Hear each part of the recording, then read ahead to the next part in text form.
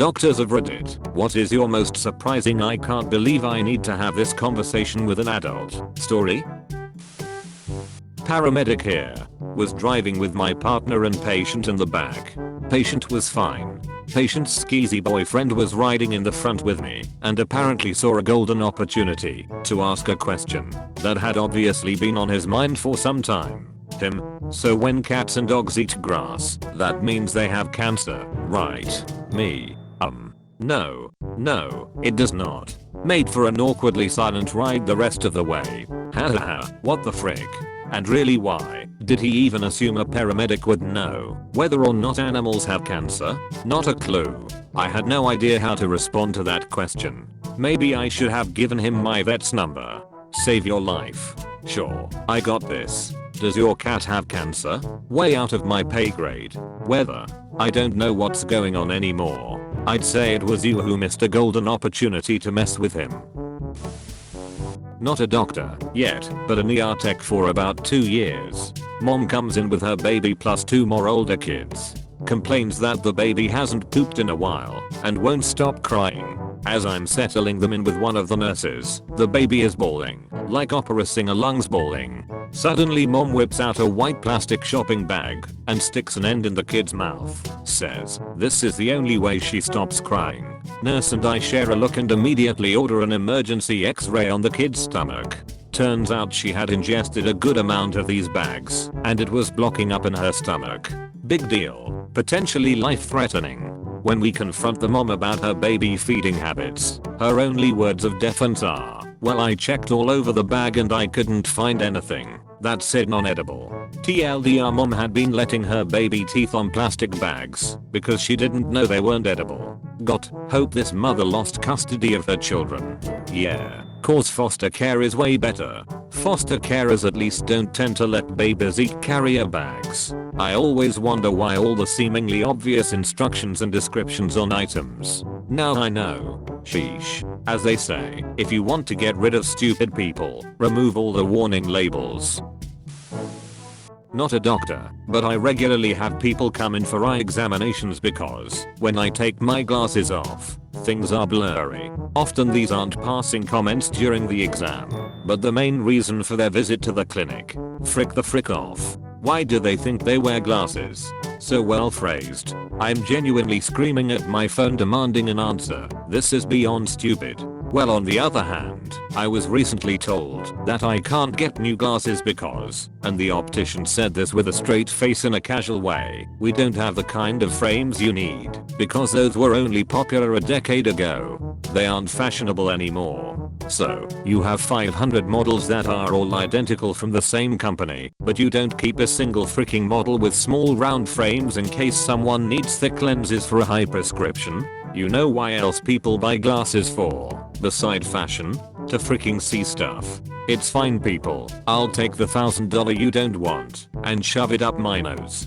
Did 10 places. All of them have the same inventory. Ended up going to a different town after tracking a guy who works for poor communities and skips the middleman of having a building and a staff to provide glasses to people who need them. Guy shows up around town on fixed hours, carries low-end frame models, and deals directly with the lab.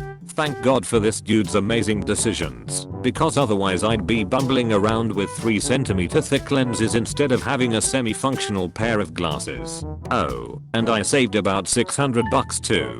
It's sadly true though. It's really hard to find frames to hold smaller lenses currently. I had to replace mine this year after wearing them for 3 years, and even in that time, the size of the lenses has grown. Very annoying for those of us with large prescriptions who don't want to wear Coke bottles. As a veterinarian, I had a 10-minute conversation with an owner explaining which side was the dog's left side. I worked at a vet clinic when I was in high school. One day a vet came out of an exam room and asked me how to tell whether a puppy was a girl or a boy. Thinking it was a joke or a trick question, I said, you flip them over and look, right? The vet sighed and walked away. Apparently this client who fancied herself a breeder, multiple litters at this point, expensive breed, had asked dead seriously how you tell if a puppy is a boy or a girl. I had to explain to a client that just because his puppy had nipples did not mean it was a girl. We thought our cat was a girl for over a year, and when we took him to the vet to ask about sterilization, the vet gave us the weird look and told us that Mrs. Kitty was a Mr. Kitty, even though he had nipples. When we got our first male kitten, I was enamored with it and spent hours watching it, petting it, checking its little paws, etc. As I was petting his belly, I felt a few bumps. I pushed the silky fur away to see what these are. Terrified, I screamed at my boyfriend, "Oh my god, come here, Kitty has a rash." He got there, saw the pink bumps on his belly and started laughing. Those are nipples. I never had cats growing up. This was my first. Somehow I never put the fact that humans, apes, etc., both sexes have nipples in relation to other mammals. Medical assistant to a cataract surgeon here. If you freaking sleep in your contact lenses long enough, they will fuse to your eyes and will need surgery to have them removed. Yes, you can go blind from this. For the love of God, don't sleep in your contact lenses. This happened to my brother. He slept with them for 9 weeks, never taking them out. He had to have them surgically removed and wear an eye patch for like ever.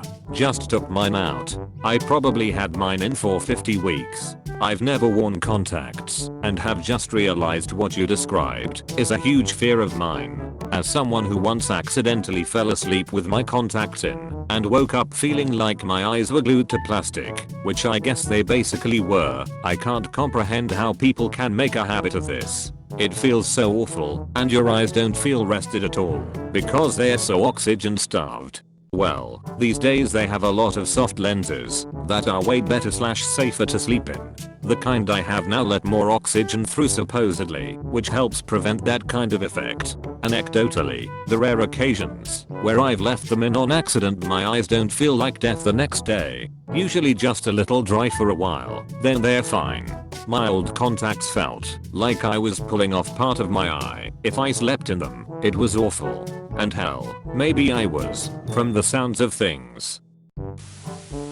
Got placed doing a rotation in the orthopedic floor of a big hospital in a rural area of Southern California. I was doing my rounds and saw a patient out of bed and walking around the floor following a knee replacement. She had a cane in her hand that she was carrying, like as a soldier would carry a rifle.